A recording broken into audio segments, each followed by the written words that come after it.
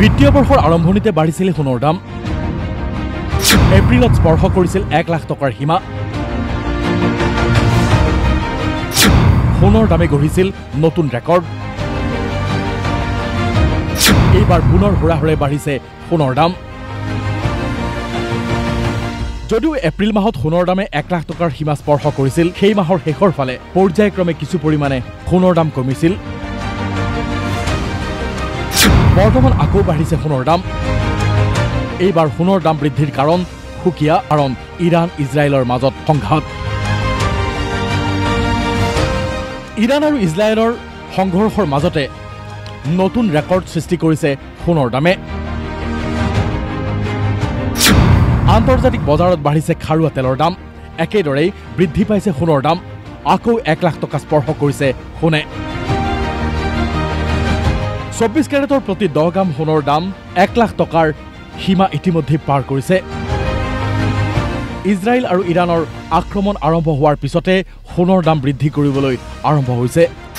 বিগত দুদিনত বাঢ়িছে 2600 টকা।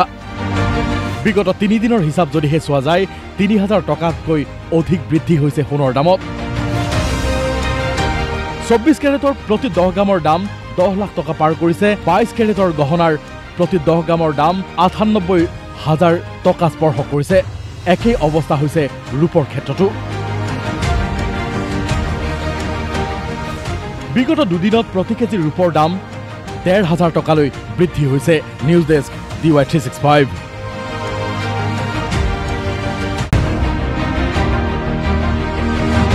বিত্তীয় বৰ্ষৰ আৰম্ভণিতে বাঢ়িছিল সোণৰ দাম। এপ্ৰিলত স্পৰ্শ কৰিছিল 1 লাখ টকাৰ সীমা।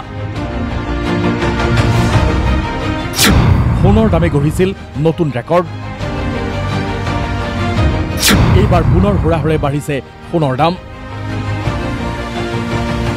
যদিও এপ্ৰিল মাহত সোণৰ দামে 1 লাখ টকাৰ সীমা স্পৰ্শ কৰিছিল, সেই মাহৰ শেষৰ ফালে পৰ্যায়ক্ৰমে কিছু পৰিমাণে সোণৰ দাম কমিছিল। বৰ্তমান আকৌ বাঢ়িছে সোণৰ দাম। এইবাৰ সোণৰ দাম বৃদ্ধিৰ কাৰণ সুকীয়া, কাৰণ ইৰাণ ইজৰাইলৰ মাজত সংঘাত। ইৰাণ আৰু ইজৰাইলৰ সংঘৰ্ষৰ মাজতে নতুন ৰেকৰ্ড সৃষ্টি কৰিছে সোণৰ দামে। আন্তৰ্জাতিক বজাৰত বাঢ়িছে খাৰুৱা তেলৰ দাম। একেদৰেই বৃদ্ধি পাইছে সোণৰ দাম। আকৌ 1 লাখ টকা স্পৰ্শ কৰিছে সোণে। 24 কেৰেটৰ প্ৰতি 10 গ্ৰাম সোণৰ দাম 1 লাখ টকাৰ সীমা ইতিমধ্যে পাৰ কৰিছে। ইজৰাইল আৰু ইৰাণৰ আক্ৰমণ আৰম্ভ হোৱাৰ পিছতে সোণৰ দাম বৃদ্ধি কৰিবলৈ আৰম্ভ হৈছে। বিগত দুদিনত বাঢ়িছে 2600 টকা। বিগত 3 দিনৰ হিচাপ যদিহে চোৱা যায়, 3000 টকাতকৈ অধিক বৃদ্ধি হৈছে সোণৰ দামত। 24 কেৰেটৰ প্ৰতি 10 গ্ৰামৰ দাম 10 লাখ টকা পাৰ কৰিছে। 22 কেৰেটৰ গহনাৰ প্ৰতি 10 গ্ৰামৰ দাম 98,000 টকা স্পৰ্শ কৰিছে। একেই অৱস্থা হৈছে ৰূপৰ ক্ষেত্ৰতো। বিগত দুদিনত প্ৰতি কেজি ৰূপৰ দাম 1,500 টকালৈ বৃদ্ধি হৈছে। News desk DY365।